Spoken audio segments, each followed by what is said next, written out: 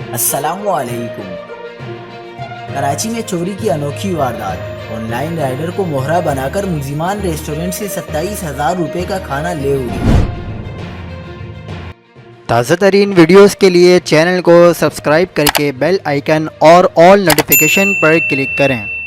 آپ کو بتاتے چلیں کہ گورا قبرستان کے قریب واقع فوڈ مارکیٹ کے جدید ریسٹورنٹ ریسٹو کراچی پر گزشتہ رات 2 افراد آئے، جنہوں نے بوفے میں 5,000 روپے کا کھانا کھایا اور ساتھ میں لائے ہوئے آن لائن رائڈر کو بھی اپنی طرف سے کھانا کھلایا۔ اس دوران انہوں نے 22,000 روپے کا کھانا پارسل کرنے کا بھی آرڈر دیا۔